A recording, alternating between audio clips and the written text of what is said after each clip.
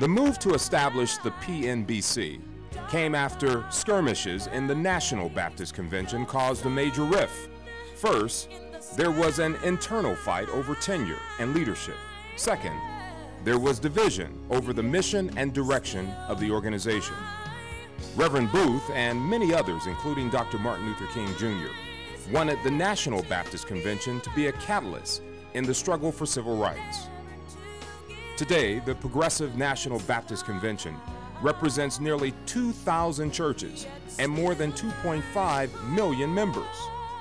In the National Baptist Convention, and Dr. L.V. Booth, our founder, was brave enough and broad enough over issues of tenure to call together like-minded Baptists to form what was started as the United Baptist Convention, and the name changed to Progressive National Baptist Convention to reflect the flavor of the fact that we were not only black and unapologetically Baptist, but we joined in with other Baptist groups of a national nature to continue the work, but we wanted to be progressive in our thinking. At the time we started, there was much tension in the National Baptist Convention over Dr. King's rise to power, Dr. Martin Luther King Jr. He served as the president of the Congress of Christian Education, what was called the old Sunday School and BTU Congress. And when Dr. King was opposed, there were others who rose up to challenge the existing president, Dr. Joseph Harrison Jackson, with persons they thought would make good leaders of the convention. One particular person was Dr. Gardner C. Taylor, who is now our president emeritus. That did not work out for him to ever take office, and Dr. Booth moved on to start our convention with an understanding that we would respect tenure and no person could hold office forever. We're glad about Progressive for many, many reasons because of our link to Dr. King's life. He was a member of the Progressive National Baptist Convention, and he is held in high honor in our memory, and it is the denominational home of Dr. Martin Luther King Jr. as well as the Ebenezer Baptist Church.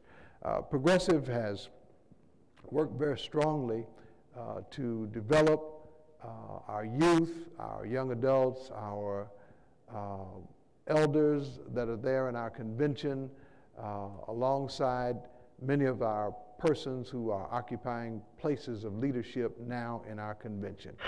As a young pastor before coming to the state of Ohio, I belonged to a progressive church in Baltimore, Maryland, and went to, in my first pastorate, a progressive church in Westchester, Pennsylvania. The inception of the convention, of course, had so much to do with Dr. Martin Luther King Jr. and the civil rights movement.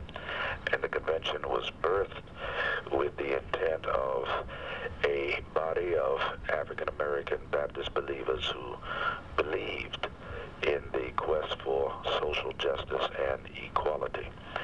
The Progressive National Baptist Convention came into being with that thrust in mind, and it has always been a wonderful thing for me to be a part of this convention. I have never been a part of any convention except the Progressive National Baptist Convention.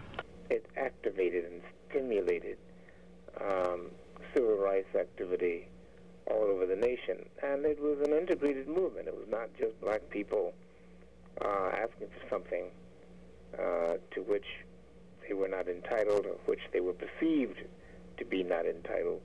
It was a national, biracial, bipartisan movement at that time, and there were considerable black Republicans and black Democrats who just agreed that it was time for a change in race relations in this country, and they took a strike at it. They took a blow at it. That was a big blow, a powerful blow, and it's still something that is dynamically opposed by some and urged by others. We make sure right now that we reach out to the youth in a very specific and age-specific way. We make sure that we give them programs that are just crucial and vital to them of what they are going through right now as young Christians. So many things, and so this world is in such turmoil. We try to make sure that our programs target those Christian youth.